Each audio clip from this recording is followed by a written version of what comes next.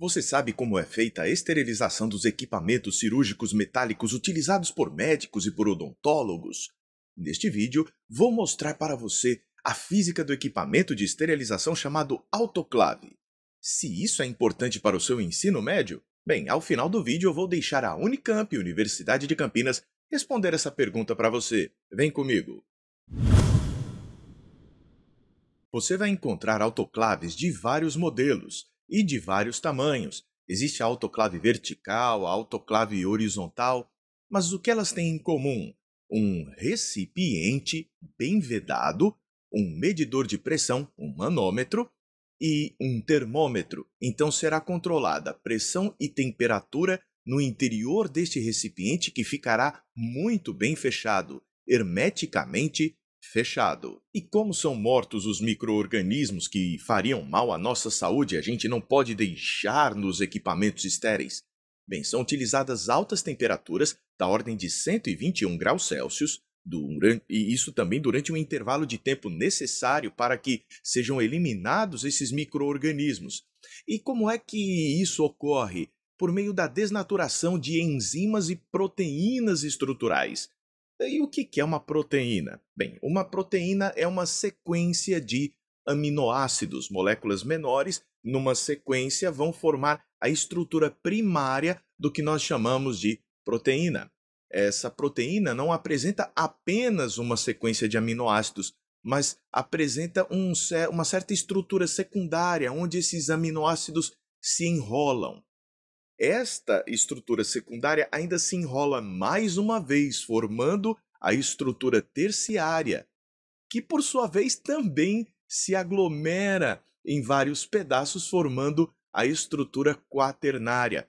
Então, uma proteína não é uma mera sequência de aminoácidos, é uma sequência de aminoácidos com uma certa estrutura espacial. Mas você lembra da definição que a gente tem de temperatura como medida da agitação das partículas que constituem um corpo? Bem, imagina o que acontece quando a molécula fica demasiadamente agitada. A molécula de proteína, que é uma molécula grande, acaba perdendo a sua estrutura. E essa estrutura é fundamental nas reações que ocorrem, que são vitais aos micro-organismos e também aos macro-organismos. A gente também pode ter problemas com desnaturação de proteínas. Por isso, a nossa temperatura tem que ficar ali em torno de 36,5 graus Celsius. A febre demasiada pode causar grandes problemas para nós. Então, a gente faz essa super febre, digamos assim, nos micro-organismos a fim de eliminá-los.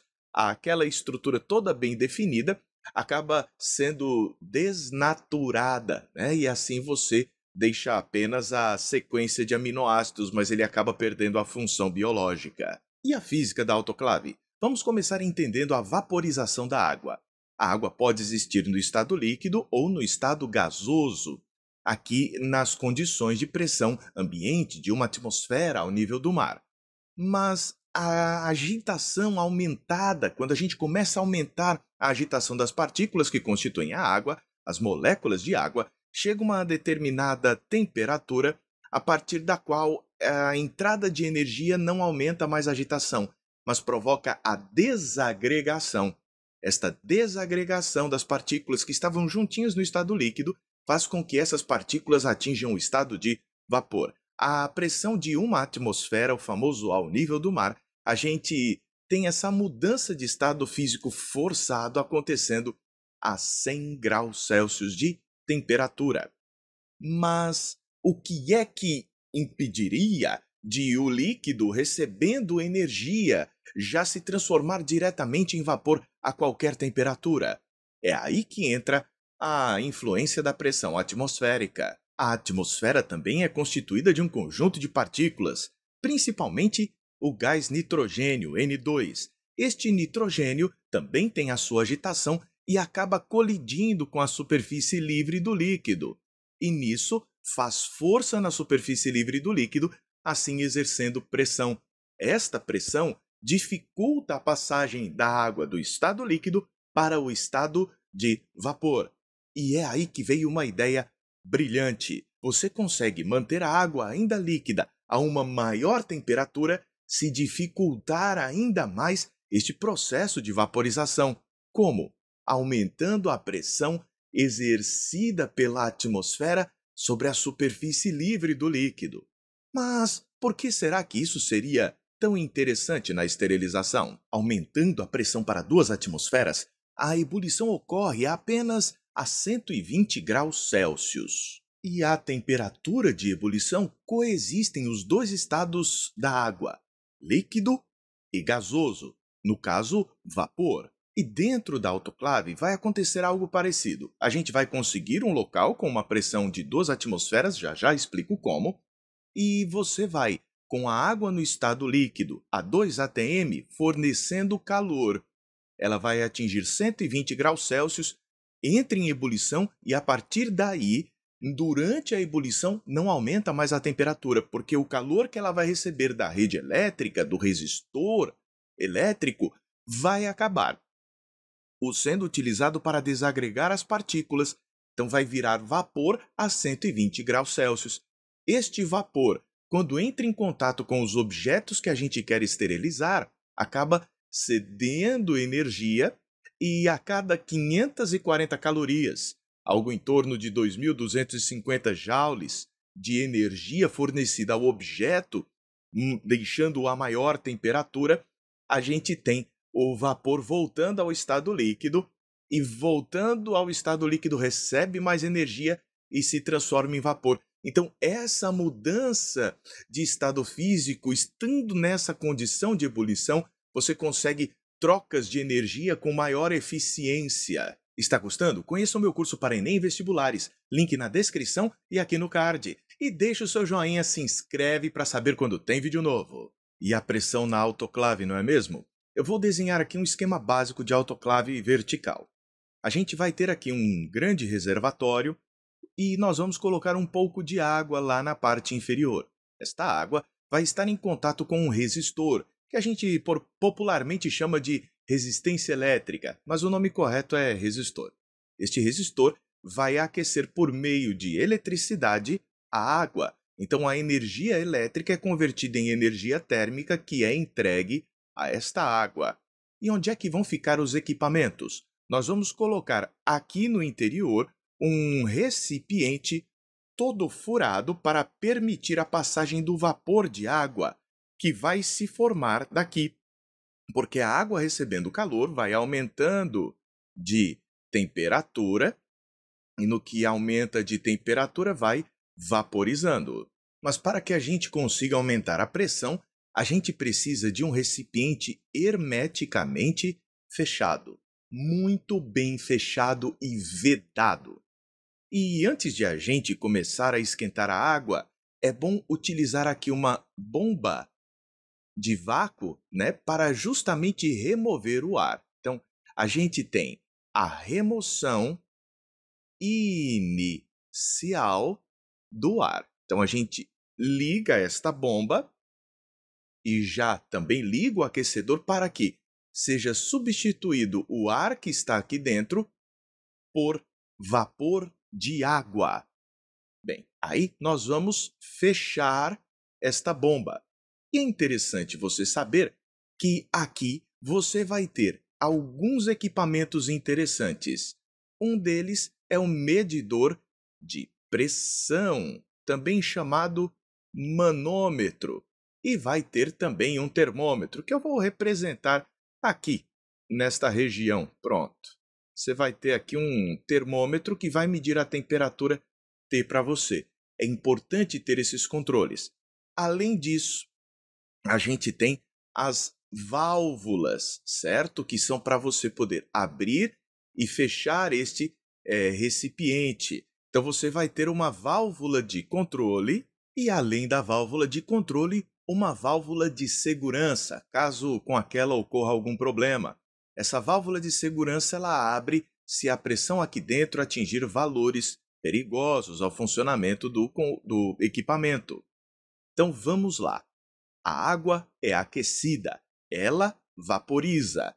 Vaporizando vai aumentando a quantidade de partículas aqui e, por isso, vai aumentando a pressão, porque quanto mais partículas de vapor, mais essas partículas vão batendo nos objetos e exercendo pressão. De acordo com Clapeyron, o valor da pressão é igual a nRT sobre V, onde T é a temperatura absoluta e V é o volume. Então, à medida que a gente vai fornecendo energia, vai aumentando a quantidade de partículas e, com isso, vai aumentando a pressão. Vamos ter bastante moléculas de vapor aqui no interior. A pressão vai aumentando porque este volume ele é constante. O recipiente vai ficar bem fechado pela válvula de controle. E a gente vai observando o aumento da pressão junto do aumento da temperatura acontecendo. O equipamento deve ser controlado para manter a pressão e a temperatura durante um certo intervalo de tempo suficiente para matar os micro-organismos.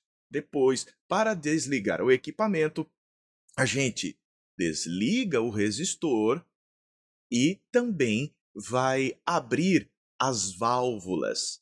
A gente abrindo a válvula, começa a haver a redução da pressão. Então, vai havendo uma redução da pressão e da temperatura, para que, após a redução da pressão tendo acontecido, você possa abrir o recipiente. Se você for tentar abrir o recipiente com a pressão ainda muito elevada, você pode sofrer um acidente. Não sei se você percebeu, mas isso daqui é muito parecido com uma panela de pressão. E você precisa saber disso no ensino médio? Bem, a Unicamp vai responder isso para você. A autoclave, um equipamento de esterilização de objetos por meio de vapor de água em alta temperatura e pressão, foi inventada por Charles Chamberlain, a pedido de Louis Pasteur. A figura a seguir mostra a curva da pressão máxima de vapor da água em função da temperatura.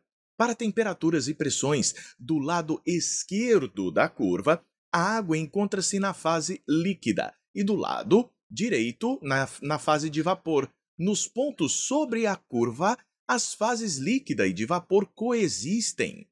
A pressão de funcionamento de uma determinada autoclave é de 3 atm. Se toda a água está na fase de vapor, o que se pode dizer sobre a sua temperatura θ? Bem, uma atmosfera são 100 quilopascals. Então, 3 atmosferas, você há de concordar comigo que são 300 quilopascals. Fazendo uma regra de 3, a gente verifica isso. Está aqui, então, o gráfico. Nós estamos a uma pressão de 300 quilopascals ali na autoclave. Isso está bem por aqui. Nós verificamos, então, que por volta desta temperatura, 130 e alguma coisa, né? Aqui seria 130, 140, no meio 135, aqui um pouco menos. Eu vou chutar 133 graus Celsius. Então, vamos lá. Ocorre a passagem para a fase de vapor acima de 133 graus Celsius. Então, vamos lá. A temperatura θ pode ter qualquer valor maior que 100 graus Celsius. Mas espera aí, ele está dizendo que toda a água está na fase de vapor. Então, a gente está a 300 quilopascals na fase de vapor. Então, a nossa temperatura deve estar aqui, ó, nessa região do gráfico de 133 em diante. Então, vamos lá. Θ pode ter qualquer valor maior do que 100? Não. Θ pode ter qualquer valor menor do que 100? Não. Θ pode ter qualquer valor maior do que 133 graus Celsius. É interessante, não é? A opção correta é, portanto, D de dado. Por meio de grandes pressões, a gente consegue uma temperatura de ebulição maior. E no caso aí deste equipamento, a gente chega a 133 graus Celsius. No equipamento que eu mostrei na questão, a temperatura para as 2 atmosferas chegava a 120, não era isso? Pronto, então você vê que a Unicamp deseja que você saiba, estude no seu ensino médio, essa mudança de estado físico. Gostou? Eu tenho um curso de física sob medida para você que quer fazer um bom Enem Unicamp Fuvest. Acesse o meu site fisicacondouglas.com. Deixe seu joinha e ative as notificações para saber quando tem vídeo novo. Um forte abraço e até a próxima, a gente se vê!